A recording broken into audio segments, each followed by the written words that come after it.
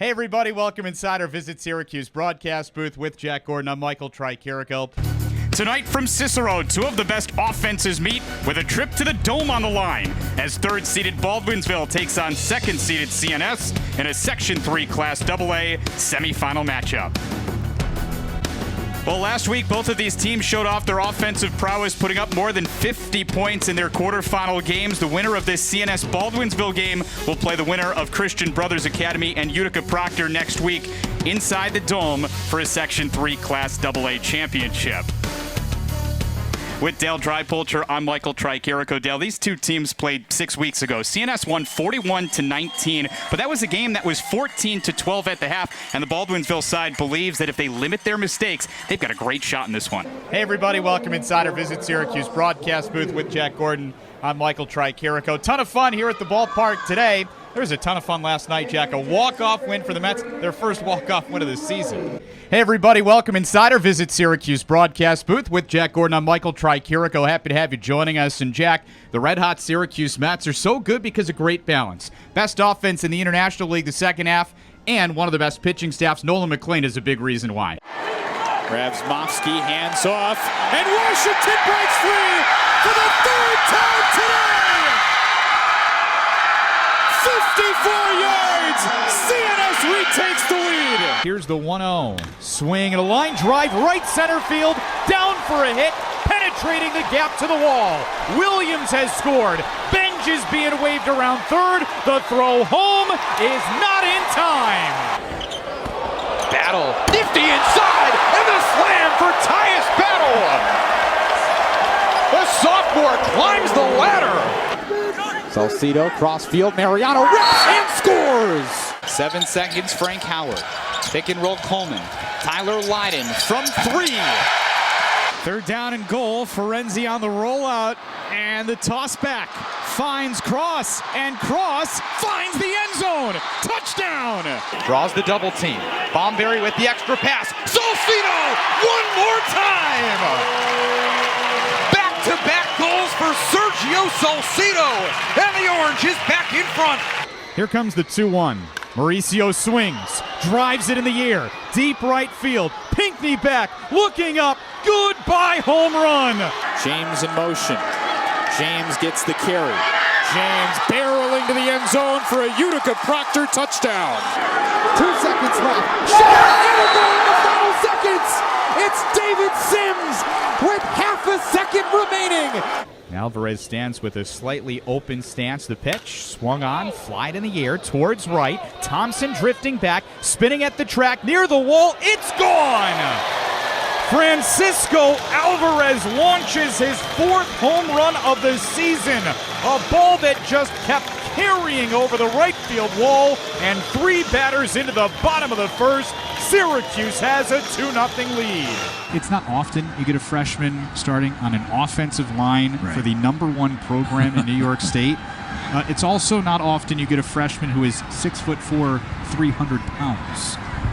Casey Brown said he saw a group of 6th, 7th, and 8th graders taking a break in a cafeteria last year while the football team was in the weight room. And Casey Brown said, I just saw a human being that looked much bigger than everybody else, and said, I need to find out who that is.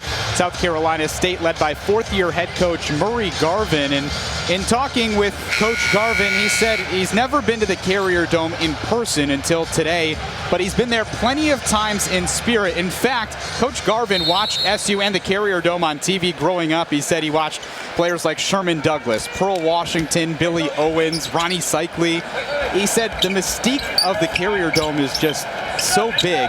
He said it's one of the Taj Mahals of basketball and somewhere you aspire to play and coach. The ball was fair, and then skipped foul, and Jaschinski put both arms in the air and waved them side to side like an uncoordinated windshield wiper. Started their last drive from the 41-yard line. This one to start from the 31. That's a gift. When you get a gift like this, you got to cash in. It's like a coupon when you go to Wegmans. You don't want those to expire. No, you do not. Here's the 0-1. High and in, and Williams goes down to the dirt.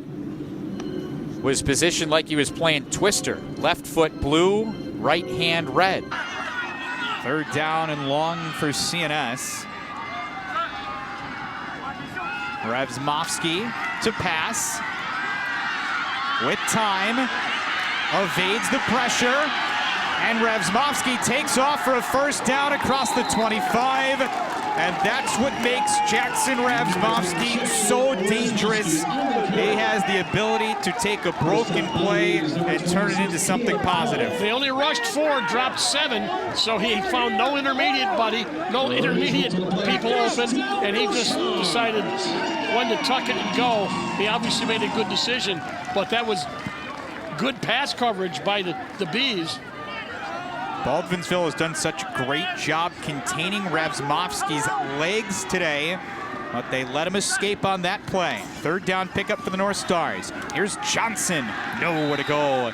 Killian wraps him up. A pickup of 1 for Anthony Johnson. And first downs have not been kind to Cicero North Syracuse's offense today. They have not, and I'll tell you what, that was there was not much blocking there. Killian was right in the backfield just after the handoff.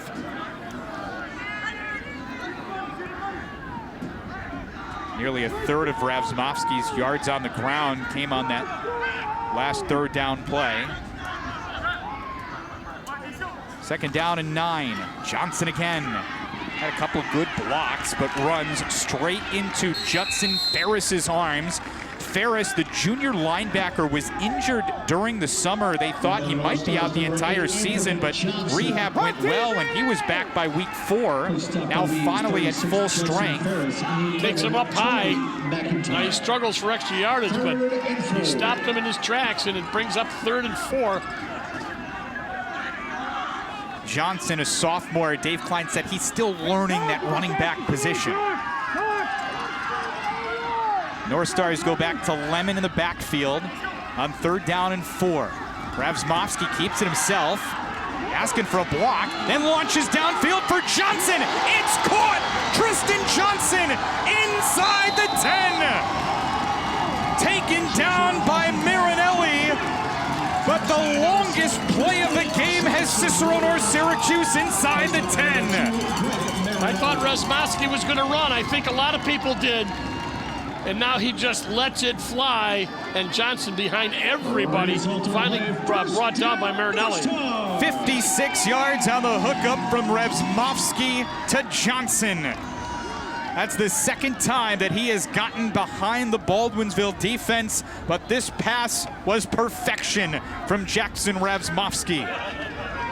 First and goal from the 5 seconds on the play clock for Cicero North Syracuse. First and goal from the 9.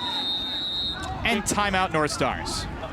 Good time to call a timeout. You're down this close. You don't want to end up with another 5 yards. So a smart timeout. They were not set in terms of what they were going to do. So call a timeout. Plenty of time left. Well, one thing that Carl Sanfilippo mentioned about CNS is that Revsmovsky is the key to their offense.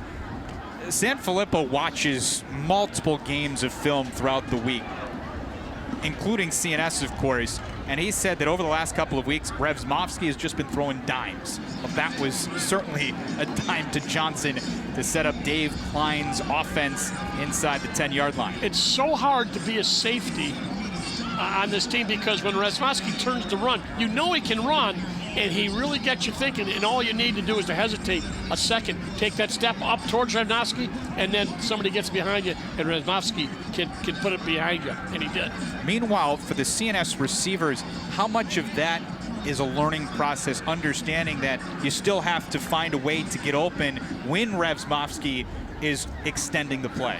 By the same token, when do you turn around and block? You know, you really have to be a receiver, you really have to know a lot of things, and not only just catching the ball, but they made good decisions on that play, both the quarterback and Johnson. A well-timed release from Tristan Johnson, understanding when to come back from the ball and then when to break downfield. Out of the timeout, it's first and goal for CNS from the 9-yard line.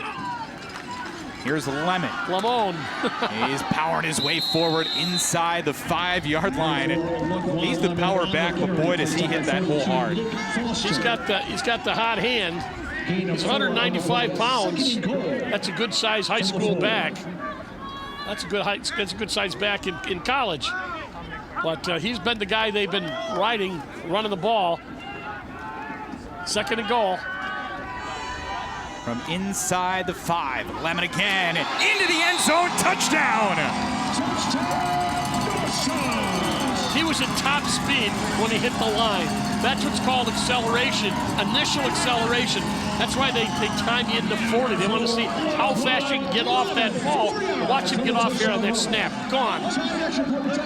Right up to top speed by the time he hits the line of scrimmage, into the end zone. Team leading 14th touchdown this season for Laquan Lemon. Tyler Davies on for the extra point, and he sends it through. Extra point is up and good.